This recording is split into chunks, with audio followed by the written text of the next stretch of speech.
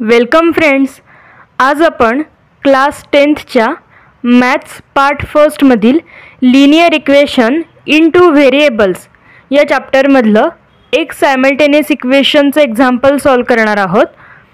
त्याआधी आपल्या चॅनलवरती या चॅप्टरचे याआधी 2 व्हिडिओज मी अपलोड केलेले आहेत, ते तुम्ही बघू शकता। ते तुम्हाला 10th standard maths part first अशी प्लेलिस्ट एक केलेली आहे, त्याच्यामध्ये सापडतील। ते तुम्ही आधी बघा, म्हणजे हा व्हिडिओ तुम्हाला लवकर समजेल। आता आपण आज एक हे वेगळं एक्झाम्पल घेणार आहोत। मागच्या व्हिडिओमध्ये आपण काही एक्झाम्पल सोडवलेली आहेत आणि ती दोन्ही मेथडनी सोडवलेली आहेत, पण आजचे हे जे एक्झाम्पल आहे हे थोडंसं वेगळं आहे। त्याच्यामुळे आपण हे कसं सोडवायचं आहे ते बघूया। जेव्हा आपल्याला सायमल्टेनियस इक्वेशन सॉल्व करण्यासाठी अशी 2 इक्वेशन्स दिली जातात, तेव्हा सगळ्यात पहिल्यांदा ही आपण एकाखाली एक लिहून घेऊया। बघा, पहिलं इक्वेशन आहे 15x + 17y = 21। हे आहे पहिलं इक्वेशन, याला इक्वेशन नंबर 1 देऊया। हे आहे आपलं फर्स्ट इक्वेशन। आणि दुसरं 17x + 15y = 11, हे आपलं आहे दुसरं इक्वेशन। आता या दोन्ही इक्वेशन्सकडे तुम्ही जर व्यवस्थित बघितलं तर तुमच्या हे लक्षात येईल की या दोन्ही इक्वेशन्समध्ये x आणि y या दोन्ही व्हेरिएबल्सचे जे कोइफिशियंट आहेत ते इंटरचेंज झालेले आहेत। आता कोइफिशियंट म्हणजेच काय, तर x आणि y या व्हेरिएबलच्या आधी हे जे नंबर्स आहेत, इथे कसं आहे 15x, इथे 17x, तसंच y चे बघा कोइफिशियंट 17y आणि 15y हे आपल्याला इंटरचेंज्ड झालेले दिसत आहेत। म्हणजे काय, आता पहिल्या इक्वेशनमध्ये तुम्ही बघा 15x आहे, तर दुसऱ्या इक्वेशनमध्ये 15y असं आपल्याला दिसतंय। तसंच पहिल्या इक्वेशनमध्ये 17y आहे, तर दुसऱ्या इक्वेशनमध्ये 17x आहे। तर असं जेव्हा आपल्याला एक्झाम्पल दिलं जातं तेव्हा काय करायचं असतं, तर या दोन्ही इक्वेशन्सची पहिल्यांदा ॲडिशन करायची आणि सबट्रॅक्शन करायची, आणि त्याच्यानंतर आपल्याला 2 सिंपल इक्वेशन्स मिळतात आणि त्यानुसार आपल्याला x आणि y ची व्हॅल्यू काढता येते। आता हे कसं काढायचं आहे ते आपण बघूया। जसं जसं आपण हे इक्वेशन पुढे सोडवत जाऊ तसं तुमच्या लक्षात येईलच आपण काय करतोय। पहिल्यांदा आपण या दोन्ही इक्वेशन्सची ॲडिशन करूया। काय करतोय ते लिहून घेऊया। Let's add the 2 given equations. ही दोन्ही दिलेली इक्वेशन्स आपण त्यांची ॲडिशन करूया। लिहून घेऊया पुन्हा 15x + 17y = 21 आणि 17x + 15y = 11। लिहून घेताना नेहमी कोइफिशियंटच्या खाली कोइफिशियंट म्हणजे नंबरच्या खाली नंबर आणि व्हेरिएबल्स x आणि y च्या खाली x y व्यवस्थित आले पाहिजेत। आता यांची आपण ॲडिशन करतोय। बघा, 15 + 17 म्हणजे 32, 32x प्लस पुन्हा तेच नंबर्स आहेत त्याच्यामुळे 32च येणार आहे। 32y = 21 + 11 हे पण 32च होणार आहे। आता हे इक्वेशन आपल्याला मिळालेलं आहे, हे बघून आपल्या लक्षात येतंय की जर आपण हे इक्वेशन अजून सिंपल करण्यासाठी या इक्वेशनला जर 32ने डिवाइड केलं तर काय होईल, इथे फक्त x y आणि इथे 1 राहणार आहे। म्हणजे हे अजून सिंपल होऊ शकतं, कारण की 32 मोठा नंबर आहे, त्या मानाने आपल्याला पुढे सोडवण्यासाठी आपण आत्ताच हे इक्वेशन सिंपल करून घेऊया। तर काय करतोय आपण, लिहूया dividing both sides of above equation by 32। आपण काय करतोय, या वरच्या इक्वेशनला दोन्ही बाजूने 32ने डिवाइड करतोय। मग काय उरणार आहे, फक्त x + y = 1 हे आपल्याला सिंपल इक्वेशन मिळालं, जेणेकरून पुढे सॉल्व करण्यासाठी आपल्याला हे सोयीचं होईल। याला आपण इक्वेशन नंबर 3 देऊन घेऊया। हे तिसरे इक्वेशन आपल्याला मिळालंय। पहिल्यांदा आपण काय केलं तर या दोन्ही पहिले जे आपल्याला इक्वेशन्स दिलेत त्यांची ॲडिशन केली. आता आपल्याला काय करायचं ते यांची सबट्रॅक्शन म्हणजे वजाबाकी करायची. जेव्हा आपल्याला असं इक्वेशन दिलं जातं ज्यांचे कोएफिशियंट इंटरचेंज झालेले आहेत त्यांची पहिल्यांदा ॲडिशन करायची आणि नंतर सबट्रॅक्शन करायची आहे. तर आता आपण यांची वजाबाकी करूया. काय करतोय ते दरवेळेस आपल्याला लिहायचं आहे, त्याच्यामुळे नाव लेट्स सबट्रॅक्ट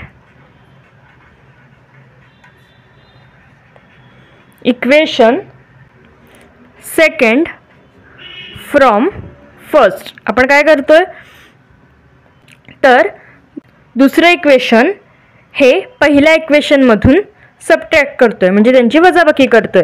आता त्याआधी लिहून घेऊया आपण. बघा आपलं पहिलं इक्वेशन आधी लिहायचं 15x plus 17y is equal to 21 आणि 17x plus 15y is equal to 11. हे लिहून घेतल्यानंतर इथे आपण वजाबाकी करतोय त्यामुळे मायनस साईन. आता जेव्हा आपण वजाबाकी करतोय तेव्हा काय करतो आपण साईन चेंज करत असतो. मागचे जे आपण एक्झाम्पल्स बघितले त्याच्यामध्ये फक्त आपण ॲडिशनच केलेली आहे, तिथे काही गरज नव्हती. पण आता जेव्हा आपण वजाबाकी करतो इक्वेशन्सची तेव्हा इथे मात्र साईन चेंज होणार आहे. त्याच्यामुळे इथे प्लस आहे ते मायनस होणार, इथे पण प्लसचं मायनस आणि इथे सुद्धा मायनस होणार. आता बघा 15 वजा 17 म्हणजे आणि मोठ्या संख्येचं चिन्ह देतो आपण त्याच्यामुळे -2x येणार.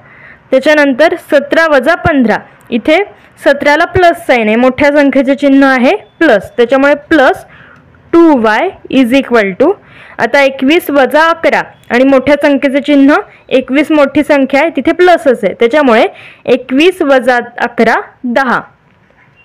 हे आपल्याला एक इक्वेशन मिळालंय. आता या इक्वेशनकडे सुद्धा बघा, हे सुद्धा आपण अजून सिंपल करू शकतो. तर कसं तर जर या आपण इक्वेशनला 2 ने डिवाइड केलं तर काय होईल बघा, इथे फक्त -x राहील, इथे y आणि इथे 5 येणार आहे. त्याच्यामुळे मग आपण हे अजून सिंपल करून घेऊया. लिहूया dividing the above equation by 2. 2 ने आपण याला डिवाइड करतोय म्हणजेच काय येणार आहे आता -x plus y is equal to 5. हे आपल्याला अजून एक सिंपल इक्वेशन मिळालंय. याला आता आपण 4 नंबर देऊन घेऊया. हे 4th नंबरचं आपल्याला इक्वेशन मिळालंय. आता तुम्ही जर इक्वेशन 3 आणि हे 4थं इक्वेशन आता आपल्याला जे मिळालंय ते जर नीट बघितलं तर तुमच्या हे लक्षात येईल इथे +x आहे तर इथे -x आहे, इथे +y इथे 1 आणि इथे 5. जर तुम्ही x कडे व्यवस्थित बघितलं तर तुमच्या हे लक्षात येईल जर आपण या दोन्ही इक्वेशन्सची ॲडिशन केली तर काय होणार आहे तर हे x +x आणि -x आपोआपच एकमेकांना कॅन्सल होणार आहेत आणि आपल्याला तिथे y ची व्हॅल्यू मिळणार आहे. आणि ती जर व्हॅल्यू आपण कुठल्याही एका इक्वेशनमध्ये पुट केली तर आपल्याला x ची व्हॅल्यू काढता येणार आहे. जसं आपण पहिल्या मेथडमध्ये करत होतो की कोएफिशियंट सेम आणत होतो आणि त्याच्यानंतर त्यांची ॲडिशन किंवा सबट्रॅक्शन करत होतो जेणेकरून एक त्यापैकी काहीतरी कॅन्सल होऊन आपल्याला दुसऱ्या व्हेरिएबलची किंमत मिळत होती. तसंच आता आपल्याला इथे करायचं आहे. त्यासाठी आपण काय करायचं तर तिसऱ्या आणि चौथ्या इक्वेशनची ॲडिशन करायची आहे. त्याआधी लिहूया नाव लेट्स ॲड इक्वेशन 3 and 4. आता तिसरं आणि चौथं इक्वेशन आपण ॲड करतोय तर तीही दोन इक्वेशन आपण लिहून घेऊया. बघा x plus y is equal to 1 हे आपलं तिसरं इक्वेशन आणि चौथं -x plus y is equal to 5 हे आपलं चौथं इक्वेशन. यांची आपण काय करतोय ॲडिशन करतोय. तर बघा आपोआपच हे +x आणि -x कॅन्सल होणार, +y आणि +y म्हणजे 2y इज इक्वल टू 5 आणि 1 6. Therefore y is equal to 6 divided by 2. Therefore y is equal to 3. म्हणजे आपल्याला इथे y ची किंमत मिळाली आहे 3. आता आपण काय करू शकतो, तर हीच y ची किंमत इक्वेशनमध्ये पुट करून आपण x ची किंमत काढू शकतो. आता ही आपण y ची व्हॅल्यू इक्वेशन नंबर 3 मध्ये पुट करूया, कारण की इक्वेशन 3 तसं सिंपल आहे. त्याच्यामुळे आपण आता हीच व्हॅल्यू इक्वेशन 3 मध्ये घालूया. लिहूया substituting y is equal to 3 in equation 3 किंवा 3rd. या तिसऱ्या इक्वेशनमध्ये आपण ती सबस्टिट्यूट करतोय किंवा पुट करतोय. आता तिसरं इक्वेशन काय होतं आपलं, x plus y is equal to 1. आता y इज इक्वल टू 3 आहे, त्याच्यामुळे y ची किंमत आपल्याला 3 घालायची आहे. काय होईल, x plus 3 is equal to 1. आता x ची किंमत काढायची आहे. Therefore x is equal to 1. हे 3 तिकडे गेल्यावर -3 होणार आहे, इकडे प्लस आहे, पलीकडे गेल्यावर -3 होणार. Therefore x is equal to -2. कारण की आपण नेहमी मोठ्या संख्येचं चिन्ह देतो, त्याच्यामुळे इथे -2 येणार आहे. ही मिळाली आपल्याला x ची किंमत. x ची पण किंमत मिळाली, वरती आपण y ची तर काढलेलीच आहे. आता सोल्युशन लिहूया. x, y is equal to x ची किंमत काय आहे, -2, 3 इज द सोल्युशन. हे मिळालं आपल्याला सोल्युशन. म्हणजेच बघा, जेव्हा आपल्याला अशा प्रकारचं एक्झाम्पल दिलेलं असतं आणि असं म्हटलेलं असतं की सॉल्व दिस फॉलोइंग सायमल्टेनियस इक्वेशन, तेव्हा बघायचं आधी व्यवस्थित की यांचे जर कोएफिशियंट इंटरचेंज्ड असतील फक्त, तर काय केलं आपण, सगळ्यात पहिल्यांदा त्या दोन्ही इक्वेशन्सची ॲडिशन केली, त्याच्यानंतर आपल्याला एक इक्वेशन मिळालं. पण हे अजून सिंपल आपल्याला करता येणार होतं, म्हणून आपण याला 32ने डिवाइड केलं, आपल्याला हे सिंपल इक्वेशन मिळालं. त्याच्यानंतर पहिल्यांदा ॲडिशन केली, नंतर आपल्याला सबट्रॅक्शन करायची, म्हणून त्याच दोन्ही इक्वेशनची आपण सबट्रॅक्शन केली. पण वजाबाकी करताना मात्र चिन्ह बदल होणार आहेत, हे फक्त लक्षात ठेवायचं. आणि त्याच्यानंतर आपल्याला अजून एक इक्वेशन मिळालं. हे सुद्धा अजून सिंपल होऊ शकतंय का, याचा आपण विचार केला तर होऊ शकत होतं 2ने डिवाइड करून, त्याच्यामुळे आपण ते अजून सिंपल करून घेतलं. आणि त्यानंतर आपण काय केलं, तिसरं आणि चौथं इक्वेशन यांची ॲडिशन केली. का केली, तर आपल्या हे लक्षात येत होतं की तिसऱ्या इक्वेशनमध्ये +x आहे, म्हणजे इथे काही नाही आहे, म्हणजे 1 आहे. मग +x आणि -x एकमेकांना कॅन्सल होऊ शकतात जर आपण त्यांची ॲडिशन केली तर, आणि आपल्याला आपोआपच y ची व्हॅल्यू इथे मिळू शकते. आणि जर आपल्याला एका कोणत्याही व्हेरिएबलची व्हॅल्यू मिळाली तर आपण ती व्हॅल्यू कोणत्याही एका इक्वेशनमध्ये ठेवून आपण x ची किंमत काढू शकतो. मग आपण तसंच केलं. y ची आपल्याला व्हॅल्यू 3 मिळाली, तर ही व्हॅल्यू आपण इक्वेशन तिसऱ्यामध्ये पुट केली आणि आपल्याला x ची -2 ही व्हॅल्यू मिळाली आहे. हेच थोडंसं आजचं एक्झाम्पल वेगळं होतं, म्हणून मी हे सोडवून दाखवलेलं आहे. याच्या पुढच्या व्हिडिओमध्ये आपण प्रॉब्लेम सेट 1.1 हा सोडवणार आहोत, त्याच्यामुळे पुढचा व्हिडिओ मिस करू नका. आणि तुम्हाला जर माझे व्हिडिओ आवडत असतील तर व्हिडिओला लाईक करा, शेअर करा आणि आपल्या चॅनलला सबस्क्राईब करा. थँक्यू.